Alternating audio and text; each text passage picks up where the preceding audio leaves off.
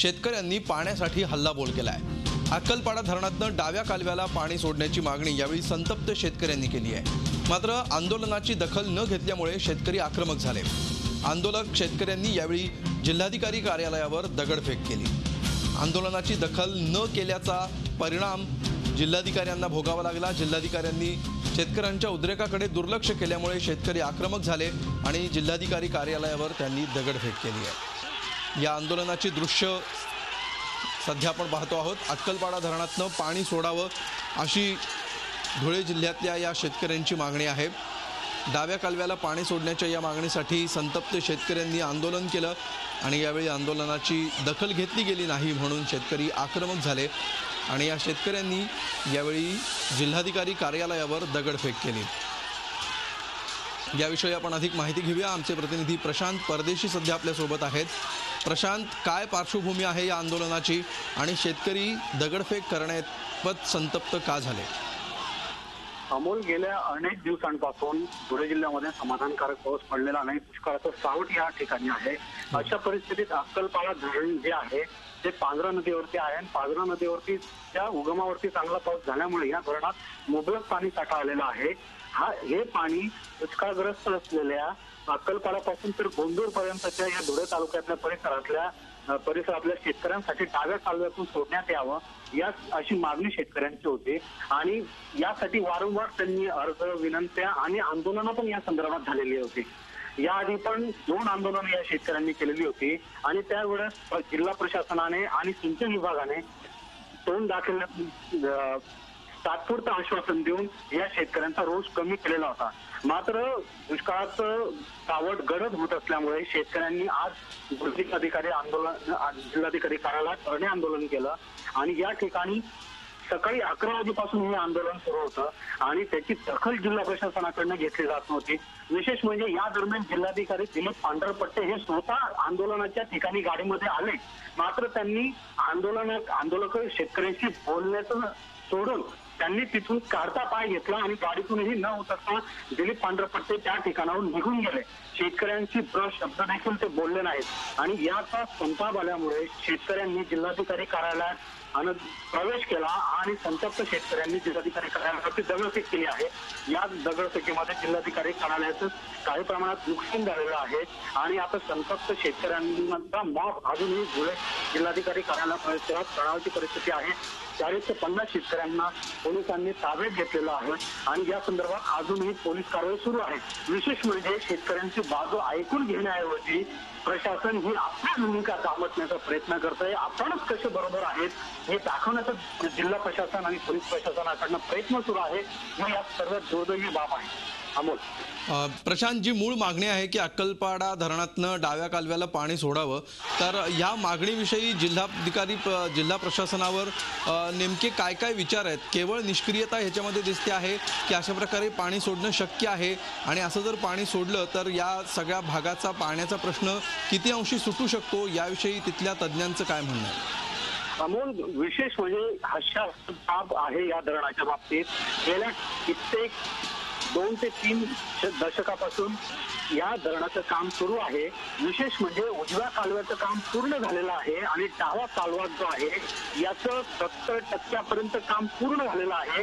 फक्त धरणापासून उरलेला कालवा जोडण्याचं काम बाकी होतं आणि हे काम राजकीय अनास्थेमुळे आणि राजकीय डावपेचांमुळे या कामाला गती मिळालेली नव्हती आणि जेव्हा या शेतकऱ्यांनी सुरुवातीला आंदोलन केलं त्यावेळेस अधिकाऱ्यांनी पाणी सोडण्याचं नियोजित वेळेत मान्य केलेलं होतं, मात्र कालव्याचं काम अत्यंत संत गतीने सुरू असल्यामुळे ते पाणी लवकर मिळणार नाही असा विश्वास शेतकऱ्यांचा झालेला होता आणि काहीतरी चमत्कार दाखवल्याशिवाय प्रशासन नमस्कार करणार नाही या ठाम निर्णयापर्यंत शेतकरी आलेले होते आणि अत्यंत संतप्त अशा शेतकऱ्यांनी ही दगडफेक केलेली आहे। अमोल, यामागे प्रशासनाची दिरंगाई, सिंचन विभागाची दिरंगाई, ठेकेदाराची दिरंगाई आणि जिल्हा प्रशासनाची अनास्था ही सर्वात मोठी कारणीभूत आहे आणि राजकारण्यांनी या मुद्द्यावरती पूर्ण राजकारण केलेलं आहे। विशेष विशेष म्हणजे डाव्या कालव्याचं का व्हावं यासाठी शिवसेनेने आंदोलन केलं. विद्यमान आमदार काँग्रेसचे कुणाल पाटील यांनी आंदोलन केलं. शेतकऱ्यांनी ज्या शेतकऱ्यांनी आज आंदोलन केलेलं आहे या शेतकऱ्यांनीही आज आंदोलन केलं आहे. मात्र राजकारण्यांनी राजकारण केलं. शेतकऱ्यांचा मूळ प्रश्न सोडवण्यासाठी कोणीही आत्मीयपणे प्रयत्न केलेला नाही. अमोल, हे या बाबतीत दिसून येत आहे. प्रशांत, आजच्या आंदोलनातला अनेक शेतकरी होते, या सगळ्या दृश्यांवरून हे स्पष्टपणे दिसतं आहे. मात्र राजकीय पक्षांनी वेळोवेळी शेतकऱ्यांचे प्रश्न, ग्रामस्थांचे प्रश्न सोडवण्याची भाषा केली, मात्र प्रत्यक्षात काहीच घडलं नाही. आजच्या या आंदोलनात राजकीय पक्षांची काही भूमिका होती का? कुठला विशिष्ट राजकीय पक्ष या आंदोलनात सहभागी होता का? नाही अमोल, या आंदोलनामध्ये कुठलाही राजकीय पक्ष सामील नव्हता. हे शेतकऱ्यांनी उत्स्फूर्तपणे केलेलं आंदोलन होतं. याला कोणाचंही नेतृत्व नव्हतं. या आंदोलनाला शेतकरी जे पाण्याच्या संकटाचा सामना करत आहेत त्या शेतकऱ्यांनी नाईलाजास्तव हे केलेलं आंदोलन होतं. त्यांना अन्य कुठलाही मार्ग शिल्लक नाही. डोळ्यासमोर पाणी दिसतंय अक्कलपाडा धरणामध्ये, मात्र तहानलेली जनावरं आणि रिकामी भांडी आणि पाण्यासाठी भटकंती हे दुर्दैव त्यांच्या नशिबी आल्यामुळे उत्स्फूर्तपणे शेतकऱ्यांनी हे आंदोलन केलेलं होतं. विशेष म्हणजे 11 वाजेपासून तर 1 ते 1:30 वाजेपर्यंत हे शेतकरी प्रशासनाला विनंती करत होते की आमच्याशी या, आमच्याजवळ या, आमच्याशी बोला, आमच्याशी चर्चा करा, आम्हाला योग्य काय तो निर्णय द्या आणि आम्हाला एक निश्चित वेळ द्या की ज्या दिवशी डाव्या कालव्यातून पाणी सोडलं जाईल. अशी मागणी शेतकऱ्यांनी 2 ते 2.5 तास लावून धरली जिल्हाधिकारी कार्यालयासमोर. मात्र 2 ते 2.5 तास कोणीही दखल घेतलेली नाही आणि जिल्हाधिकारी येऊन त्यांनी काढता पाय घेतला, पळ काढला आंदोलनाच्या ठिकाणावरनं. शेतकऱ्यांशी बोलण्याऐवजी त्यांनी तिथून पळ काढला. त्याचमुळे या आंदोलनाचा उद्रेक झालेला आहे अमोल. आणि हे आंदोलन जे होतं हे उत्स्फूर्त, स्वयंस्फूर्त आणि कोणाच्याही नेतृत्वाशिवाय झालेलं आंदोलन आहे अमोल. बिलकुल प्रशांत, ह्या पाणी प्रश्नाविषयी थोडा अधिक सविस्तर आता आम्हाला सांगा की किती ग्रामस्थ, किती गावांचा आणि किती लोकसंख्येचा सध्या हा प्रश्न बनलेला आहे आणि ज्या प्रकारे राज्यभरात अनेक ठिकाणी पाऊस झालेला आहे, धरणामध्ये पाणीसुद्धा साठलेलं आहे, अशा परिस्थितीमध्ये नेमके किती मोठ्या संख्येने नागरिक, ग्रामस्थ या पाण्यापासून वंचित आहेत की ज्यांना या कालव्यातनं पाणी दिलं तर त्यांचा पाणी प्रश्न सुटू शकतो? यामध्ये जे शेतकऱ्यांचा जो विषय आहे अमोल, हा जो अक्कलपाड्यापासून गोंदूर पर्यंत जो आहे विषय, त्या गावांचा याच्याशी संबंध आहे आणि या शेतकऱ्यांनी त्या संदर्भात आधीही जिल्हाधिकाऱ्यांना निवेदन दिलेलं होतं आणि जवळपास या कालव्याशी निगडीत 8 ते 10 गावं आहेत अशी ज्यांचा या कालव्याशी थेट संबंध आहे आणि अप्रत्यक्ष अशी दुसरी 5 ते 6 अशी 10 ते 12 गावं आहेत ज्यांचा या कालव्याशी संबंध आहे आणि या कालव्यातून पाणी सोडलं गेलं तर त्यांना दिलासा मिळणार आहे, त्यांचं पिकं जगणार आहेत, जनावरांना पाणी मिळणार आहे आणि पिण्यासाठी पाणी मिळणार आहे. मात्र असं असतानाही त्याचं साफ दुर्लक्ष केलं गेलं. याच्या आधी पण एक आंदोलन झालं होतं नागपूर सुरत महामार्गावरती. त्याही वेळेस 6 तास चक्का जाम करण्यात आलेला होता, महामार्ग ठप्प करण्यात आला होता. त्यावेळेस आश्वासन देण्यात आलेलं होतं या शेतकऱ्यांना की पाणी लवकर सोडलं जाईल. मात्र तीही तारीख उलटून गेल्याने अखेर संतप्त शेतकऱ्यांनी आज आंदोलन केलेलं आहे आणि त्याचा उद्रेक झालेला आहे आणि पुणे जिल्ह्यातलं पाणी घेत पेटलं आहे अमोल.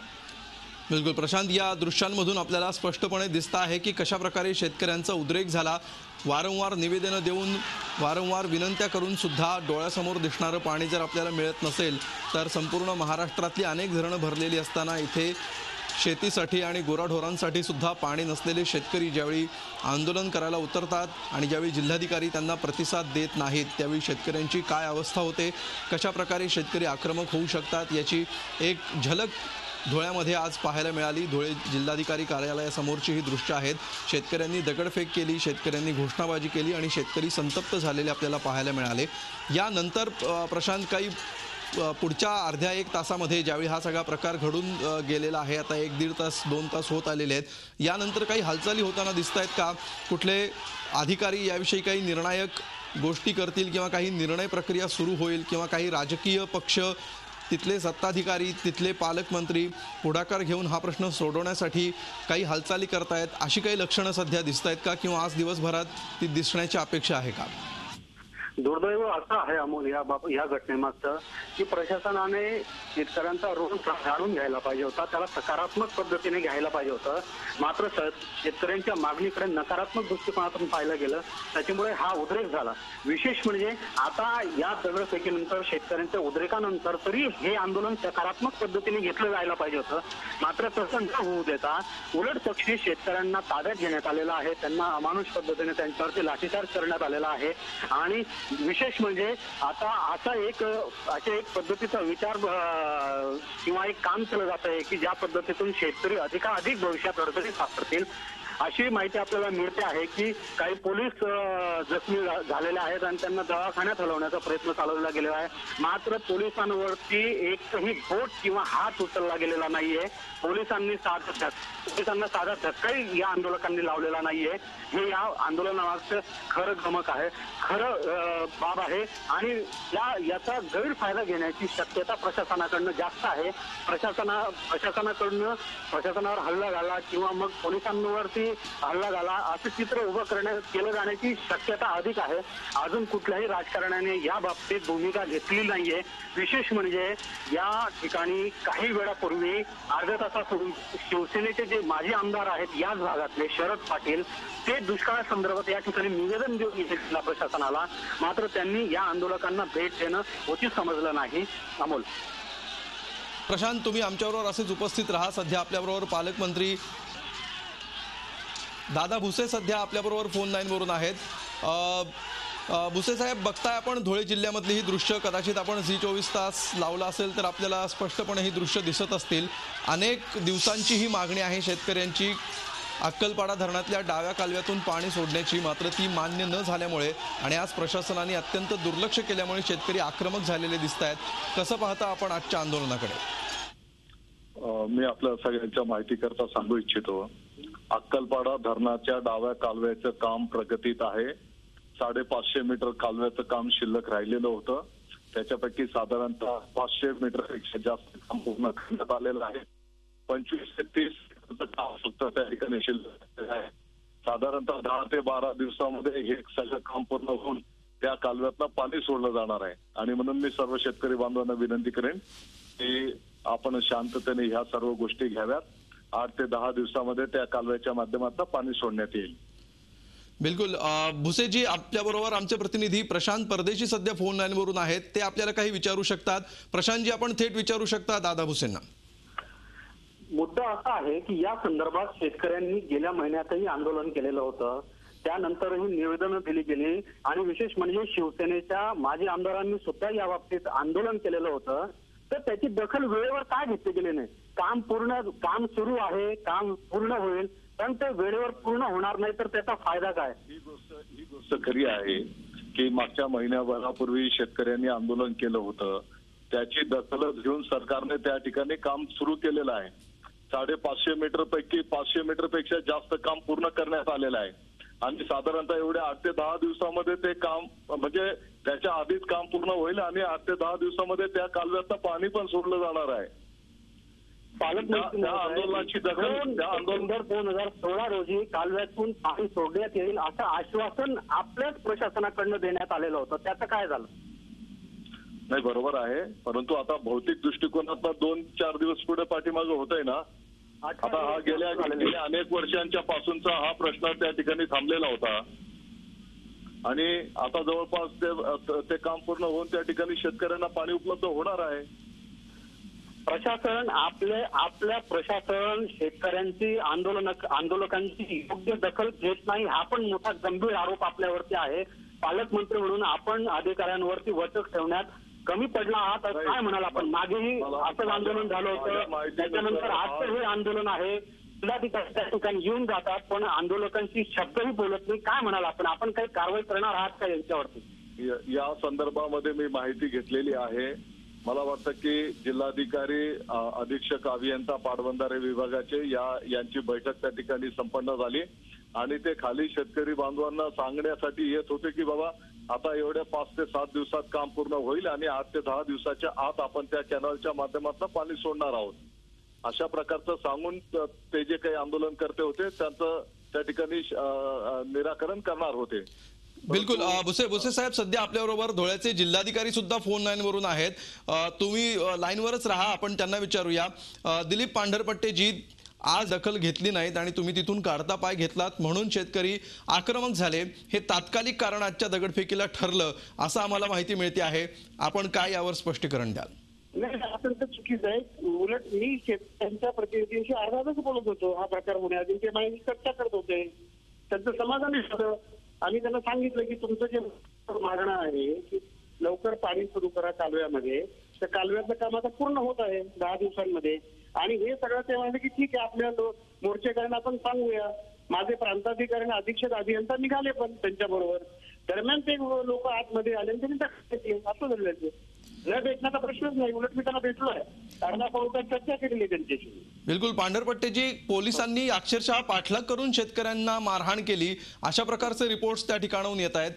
या अशा प्रकारे शेतकऱ्यांवर पाठलाग करून पोलिसांनी मारण्याची वेळ यावी इतपत काय घडलं होतं? नाही, पाठलाग करून मारलं वगैरे असं मला वाटत नाहीये. मी आता पत्रकार परिषद इथे घेतोय. पाठलाग करून नाही, त्या लोकांनी दगडफेक केल्यानंतर पोलिसांनी त्यांना नियंत्रणामध्ये आणण्यासाठी ते केलेलं असेल. बिलकुल, पालकमंत्री सुद्धा आपल्या सोबत आहेत. पालकमंत्री साहेब, तुम्ही या सगळ्या प्रकारांची दखल घेणार आहात का आणि यावर आता काय तुमच्या बाजूनी कारवाई असणार आहे? मी सगळ्या या प्रकरणाची गंभीरपणे दखल घेईल. परंतु आपल्याही माहिती करता की त्याच आंदोलनकर्त्यांच्या शिष्टमंडळाशी जिल्हाधिकारी, पाटबंधारे विभागाचे अधिकारी चर्चा त्यांनी केलेली होती. त्याच्यामध्ये निर्णय पण झाला आणि आंदोलनकर्त्यांचं शिष्टमंडळ आणि अधिकारी ते सांगण्याच्यासाठी खाली जात असतानाच ही घटना घडलेली आहे. तरी पण याच्यामध्ये जर कोण दोषी असेल तर त्यांच्यावर निश्चितपणे कारवाई केली जाईल. बिलकुल. भुसे साहेब, पुन्हा एकदा तुम्ही झी 24 तासवरून स्पष्टपणे सांगा की हा प्रश्न कधी सुटेल आणि या डाव्या कालव्याचं पाणी जनतेला मिळायला किती तारखेला सुरुवात होणार आहे? एवढ्या 10 ते 12 दिवसाच्या आत त्या ठिकाणी पाणी सोडलं जाईल त्या कालव्याच्या माध्यमातून. बिलकुल, म्हणजे हा महिना सप्टेंबर महिना संपायच्या आत शेतकऱ्यांना तिथे पाणी मिळायला सुरुवात होईल असं तुम्ही आश्वासन देताय? बरोबर. बिलकुल. धन्यवाद दादा भुसे, झी 24 तासशी तुम्ही बोललात त्याबद्दल. दिलीप पांढरपट्टेजी, तुमचेही धन्यवाद आणि प्रशांत परदेशी तुमचेही धन्यवाद ही सविस्तर माहिती आणि रिपोर्ट आमच्यापर्यंत पोहोचवलात त्याबद्दल. झी 24 तास रहा एक पाऊल पुढे.